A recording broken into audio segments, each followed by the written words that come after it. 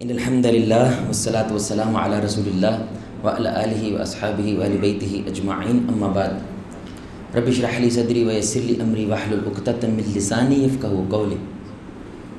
ہر قسم کی حمد و ثنا، بڑائی کی بریائی صرف اللہ وحدہ لا شریک کے لیے، اور لاکھوں کروڑوں درود جناب محمد رسول اللہ صلی اللہ علیہ وآلہ وسلم کی ذات پر، کہ جن کی محنتوں، جن کی کاوشوں کی وجہ سے آج آپ اور میں ایک اللہ کی عبادت کرنے والے ہیں۔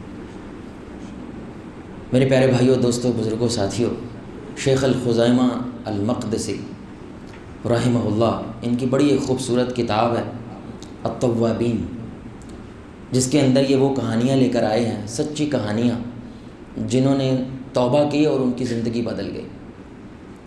اور انہی خوبصورت کہانیوں میں سے ایک کہانی وہ کہتے ہیں کہ ایک شخص جو کہ بڑا شدید قسم کا ایک شرابی انسان تھا، اور شراب چھپ کے نہیں بلکہ ڈنکے کی چوٹ پہ لوگوں کے سامنے پیا کرتا تھا۔ تو ایک دن نشے کی حالت میں تھا، تو اس نے دیکھا کہ ایک بہت بڑا کوئی شخص گدھے پہ بیٹھ کے آ رہا ہے، اور لوگ بھاگے ہیں اس کی عزت و تکریم کرنے کے لیے، ان سے سلام لینے کے لیے۔ تو یہ بڑا حیران ہوا کہ ایک شخص گدھے پہ آ رہا ہے اور لوگ اس کو اتنی عزت دے رہے ہیں۔ تو یہ آگے گیا اور اسی نشے کی حالت میں بدتمیزانہ لہجے کے اندر پوچھتا ہے، کون ہے بے تو؟ تو لوگ کہتے ہیں کہ تم ان کو نہیں جانتے، یہ امام الشعبی رحمہ اللہ ہے، یہ کیا کرتے ہیں؟ وہ کہنے لگے یہ بہت بڑے محدث ہیں۔ محدث کیا ہوتا ہے؟ یہ محدث وہ ہوتا ہے جو رسول اللہ صلی اللہ علیہ وسلم کی حدیث کو جمع کرتا ہے، تخریج کرتا ہے اور لوگوں تک پہنچاتا ہے۔ اچھا، اگر ایسا ہے تو مجھے کوئی حدیث پڑھ کے سناؤ۔ اب آپ وہ ماحول تصور کر سکتے ہیں کس طرح کا ماحول بنا ہوا ہوگا۔ ایک شرابی ہے، نشے کی حالت کے اندر ہے، اور ایک شیخ صاحب کا راستہ روک رہا ہے، اور ان کے مرید بھی ان کے ساتھ ہیں، ان سے محبت کرنے والے بھی اس جگہ پہ موجود ہیں، لیکن سوال جواب ہو رہا ہے نشئی کے ساتھ۔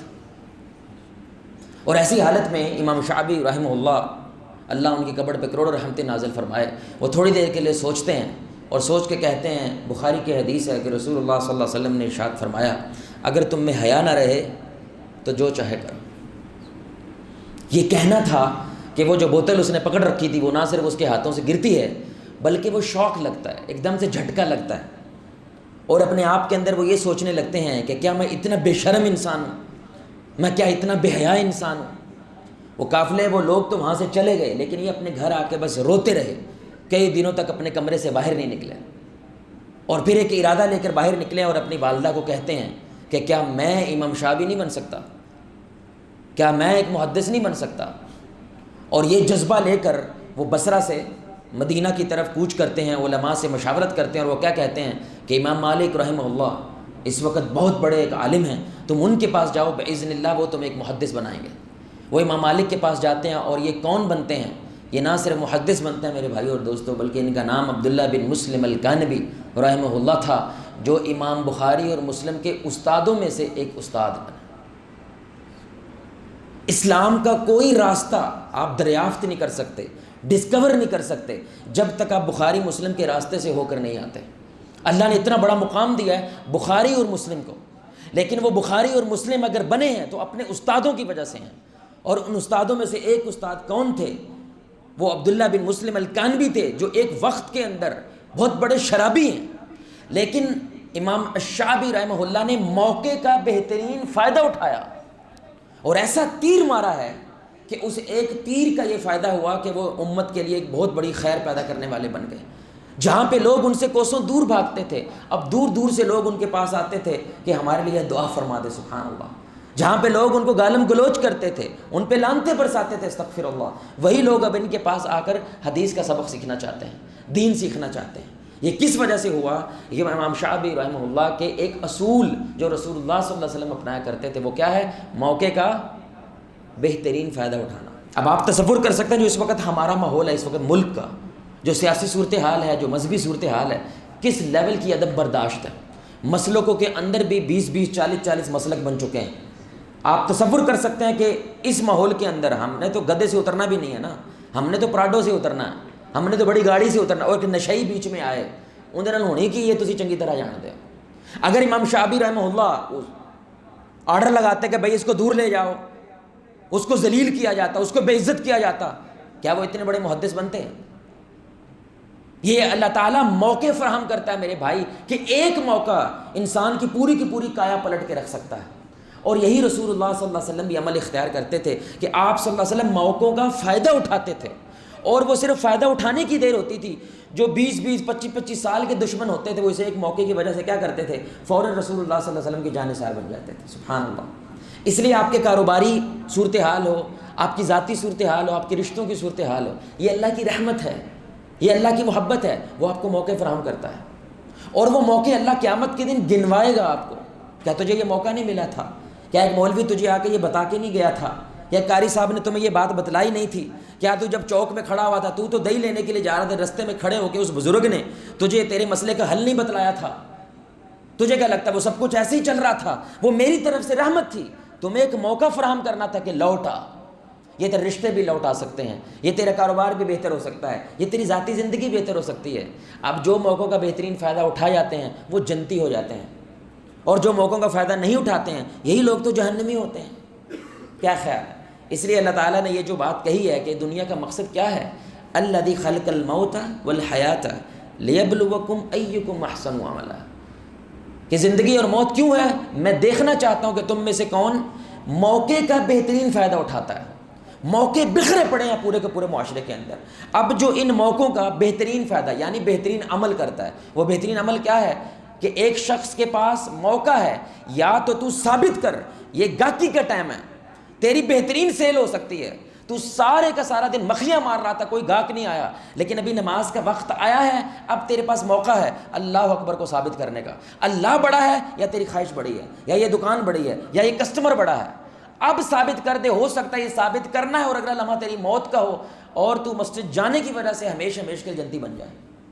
یہ مطلب ہے کہ بہترین عمل کرنے والا, بہترین فائدہ اٹھانے والا کون ہے؟ اس لیے دوسری جگہ پہ اللہ کیا کہتے ہیں, فاستبقوا الخیرات, دوڑ لگاؤ ایک دوسرے کے ساتھ. کس میں؟ بہترین موقع کا فائدہ اٹھانے میں. ان کو ایزی نہ لو, ان لمحوں کو ایزی نہ لو. اور رسول اللہ صلی اللہ علیہ وسلم یہ کام بار بار کیا کرتے تھے. مثال کے طور پر مشہور حدیث ہے, رسول اللہ صلی اللہ علیہ وسلم, جنگ کا میدان ہے اور جنگ کے بعد آپ جانتے ہیں کیسے صورتحال ہوتی ہے, زخمی پڑے ہیں, چیخوں کی آوازیں آ رہی ہیں, بچوں کے رونوں کی آوازیں آ رہی ہیں, زخموں پہ پٹی ہو رہی, ہر طرف خون ہی خون ہوتا ہے. حال دیکھیں آپ کیسا ہے.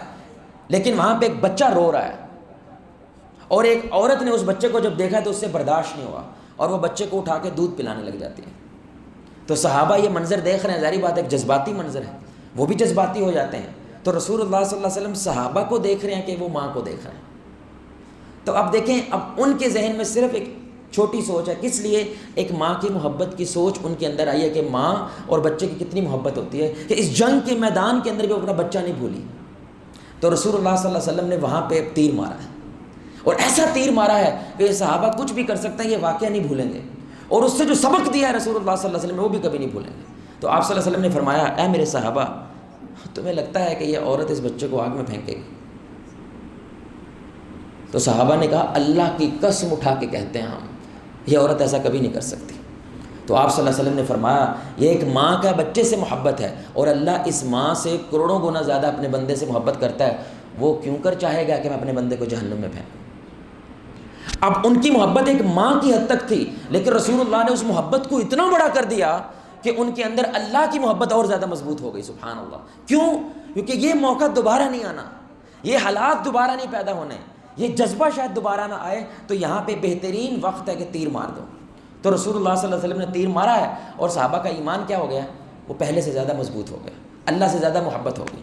ایک دوسری بات دیکھیں, رسول اللہ صلی اللہ علیہ وسلم کے بعد ایک شخص ہے, کہنے لگے, یا رسول اللہ, قیامت کب آئے گی؟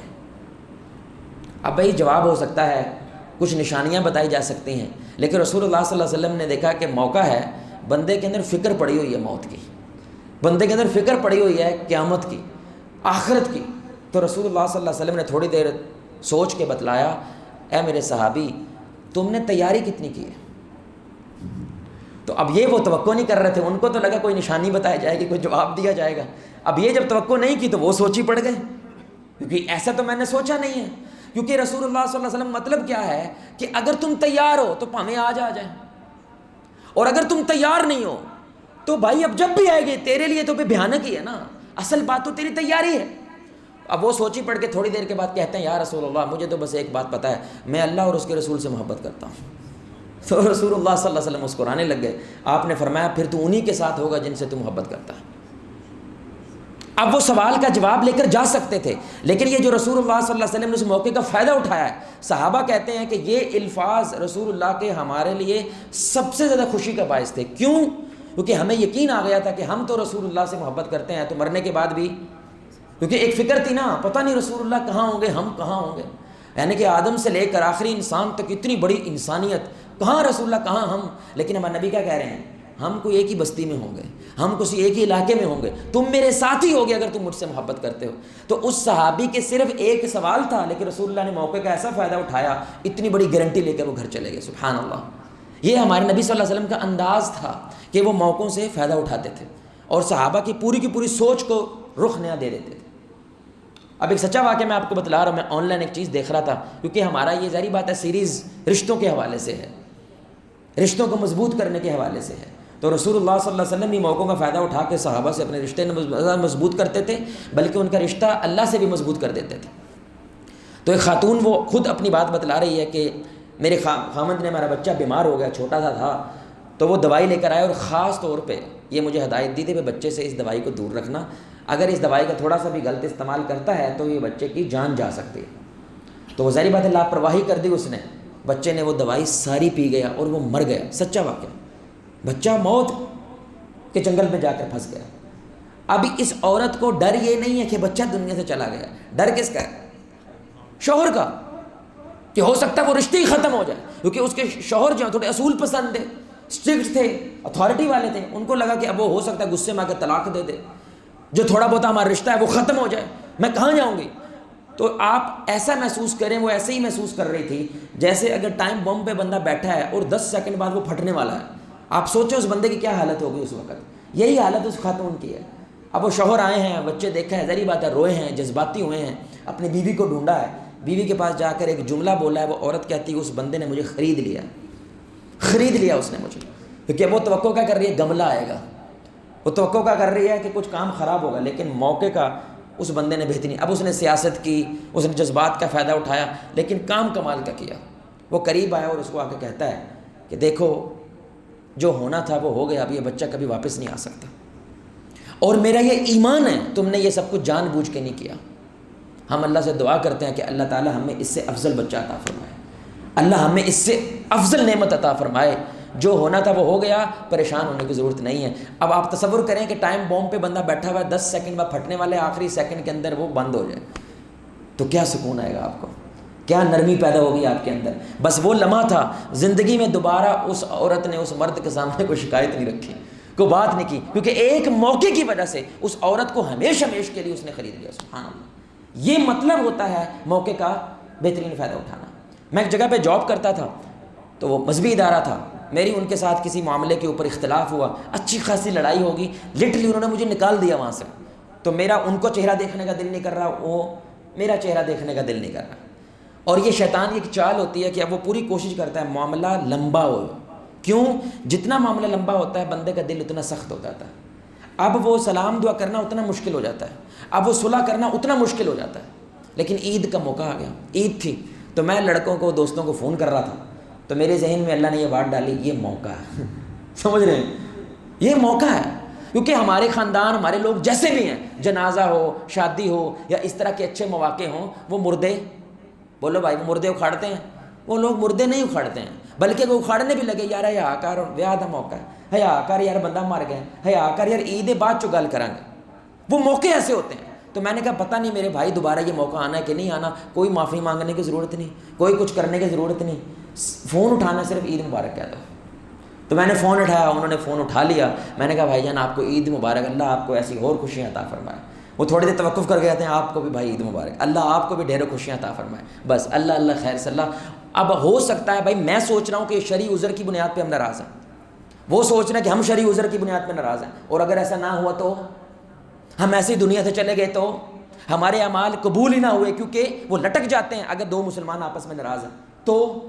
تو بھائی آپ موقع، یہ اللہ موقع دیتا ہے، یہ اللہ آپ کے ذہن میں ڈالتا ہے. کر لے فون، تجھے کیا لگتا ہے یہ بات تیرے اندر ایسی پیدا ہو گئی ہے؟ ایسے ہی کچھ نہیں پیدا ہوتا، یہ اللہ پیدا کرتے ہیں. اور بس فون کرنا تھا، الحمدللہ ہمارے سارے معاملات کلیئر ہو گئے.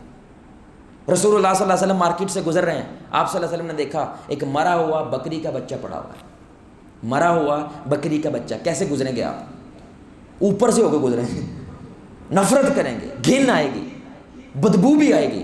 لیکن قربان جائیں ہمارے نبی، ہر وقت ان کی ذہن میں بس ایک ہی چیز چل رہی ہوتی تھی، میں صحابہ کو سکھا کیسے سکتا ہوں، ان کا ذہن کیسے موڑ سکتا ہوں، ان کا ایمان کیسے مضبوط کر سکتا ہوں. تھوڑی دیر اس بکری کے بچے کو دیکھا، پھر اس کے پاس آ کے بیٹھ کے اس کو پکڑ کے کہتے ہیں اے میرے صحابہ تم میں سے کون خریدنا چاہے گا اس کو؟ صحابہ کہتے ہیں یا رسول اللہ صلی اللہ علیہ وسلم یہ تو زندہ بھی ہوتا تو ہم نہ خریدتے، کیونکہ ڈیفیکٹو پیس ہے، اس کا کان نہیں تھا. یہ تو زندہ بھی ہوتا تو ہم نہ خریدتے، یہ تو مرا ہوا ہے، کوئی نہیں خریدنا چاہے گا. تو آپ صلی اللہ علیہ وسلم نے اب تیر مارا ہے، سمجھ رہے ہیں؟ کیونکہ نفرت ہے، اس انتہا کی نفرت ہے کہ کوئی اس کو دیکھنا تک گوارا نہیں کرتا. تو آپ صلی اللہ علیہ وسلم نے فرمایا جو اوقات اس بکری کے بچے کی تمہاری نظر میں ہے، وہی اوقات اس دنیا کی اللہ کی نظر میں ہے. کیا مطلب؟ اس دنیا کی بنیاد پہ کبھی عزت و ذلت کے فیصلے نہ کرنا، اس دنیا کی بنیاد کے اوپر اپنی کامیابی ناکامی کے فیصلے نہ کرنا.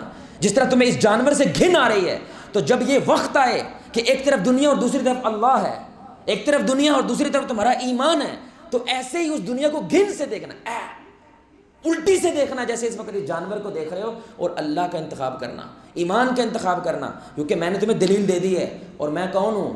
میں وہ ہوں جو کافر بھی کہتے ہیں یہ بندہ سچ بولتا ہے.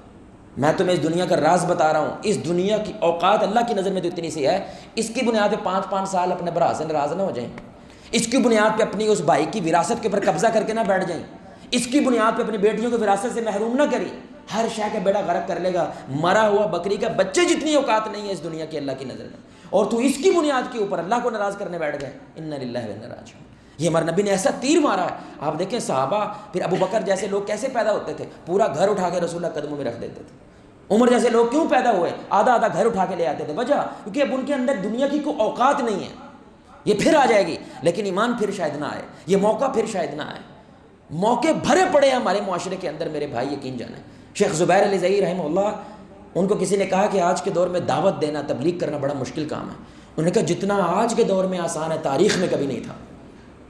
شاگرد حیران ہوئے، انہوں نے کیا مطلب؟ انہوں نے کہا زرخیز زمین ہے، اب تو لوگ گٹر کا پانی پینے کو بھی تیار ہیں. بھائی کیسا کیسا عجیب عجیب بابے منظر عام پہ آتے ہیں، ننگے لوگ ہوتے ہیں، کلمہ تک پڑھنا نہیں آتا، ان کے ہزاروں ہزاروں مرید ہوتے ہیں کہ نہیں ہوتے؟ اور بولو ہوتے ہیں کہ نہیں ہوتے؟ کیونکہ لوگ پیاسے ہیں، لوگوں کو کچھ چاہیے، لیکن ہمارے لوگ وہاں پہ موجود نہیں ہیں، وہ گند وہاں پہ موجود ہے. تم لوگ اپنے ایمان کو بچانے کے لیے گھروں میں دبک کے بیٹھے ہوئے ہو، اور میدان سارا کنہوں نے قبضے میں کیا ہوا ہے؟ ان جاہلوں نے قبضے میں کیا ہوا ہے. اس لیے آج اصل بات یہ نہیں ہے کہ دعوت مضبوط کس کی ہے، آج اصل بات ہے پہلے کون پہنچتا ہے. یقین کریں جو پہلے پہنچ جاتا ہے بندہ اس کا ہو جاتا ہے. اگر ایتھیسٹ لبرل یہ گند ادھر پہنچ جائے، اب اس کو واپس کرنا بڑا مشکل ہو جائے گا. آپ پہلے پہنچ جائیں وہ آپ کا ہو جائے گا. اس لیے آج جتنا آسان ہے، لیکن ہم موقعوں کا فائدہ، انڈیا کے اندر بھی کووڈ آیا، پوری دنیا میں یہ کرونا وائرس آیا، تو انڈیا میں آپ کو پتہ ہے جو مودی کی کمپین ہے وہ مسلمانوں کے بڑے خلاف ہے. وہاں پہ بہت زیادہ دنگے ہو رہے ہیں، فساد ہو رہے ہیں، کبھی حجاب کا مسئلہ آ جاتا ہے، کبھی مسجدوں کا مسئلہ آ جاتا ہے.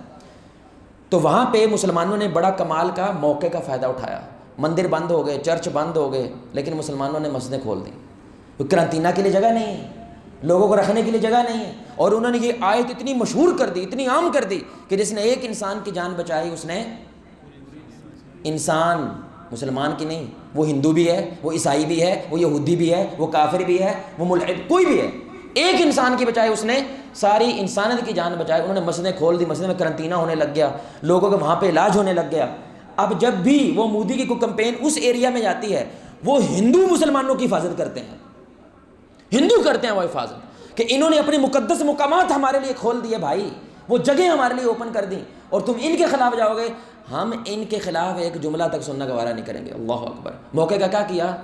ہمارے ملک میں بھی آیا تھا بھائی، 8 لاکھ کے قریب مسجدیں ہیں پاکستان کے اندر. کتنا بڑا فائدہ تھا، ہم مسجدیں پیش کرتے، ہر مسلک کے لیے پیش کرتے. جب انہوں نے کہا کہ ہم نے راشن بانٹنا ہے، 12,000 روپیہ دینا ہے، 2,000 روپیہ دینا ہے، ہم آگے جاتے کہ ہم نیٹ ورک ہے بھائی ہمارے پاس، ہم پورے محلے کو جانتے ہیں، ایک ایک گھر کو جانتے ہیں، ایک گلی کو جانتے ہیں، آرڈر لگاؤ، کوئی پیسہ نہیں لینا، کچھ نہیں کرنا، ہم تقسیم کرتے ہیں. ہم حکومتوں کے پاس پہنچ جاتے، پنجاب گورنمنٹ کے پاس پہنچ جاتے. یہ موقع تھا کہ مسجدیں پورے ملک کے اندر مشہور ہو جاتے. مولوی کا امیج پورے ملک کے اندر اور زیادہ بہترین جاتا کہ یہ لوگ کام کرنے والے لوگ ہیں. لیکن ہم موقعوں کا فائدہ نہیں اٹھاتے. میڈیا آیا تھا، ٹی وی آیا، وہ ٹی وی توڑے گئے، ٹی وی حرام ہے، ٹی وی یہ ہے، ٹی وی وہ ہے. اب ظاہر بات ہے حلال ہے. اب سارے عالم اس ٹی وی کے اوپر ہیں.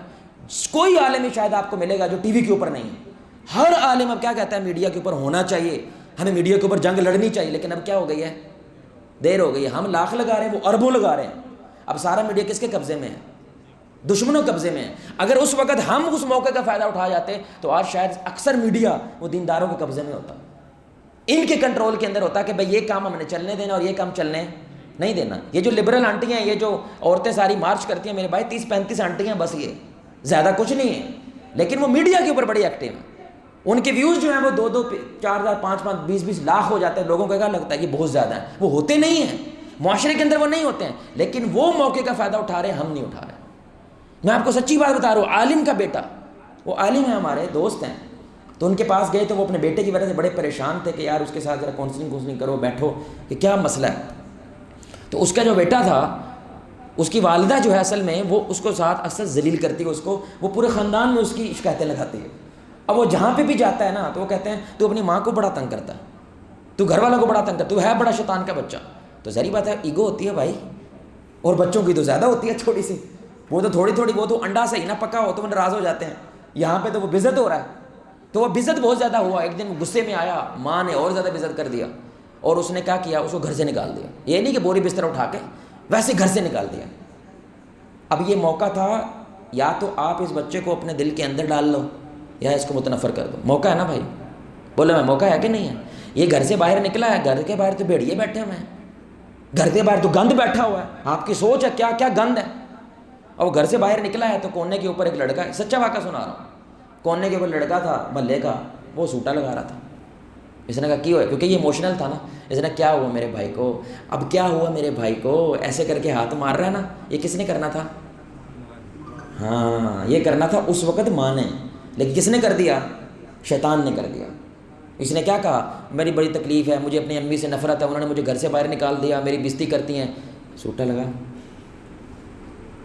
پاگل ہے، ماننے لگا استغفر اللہ.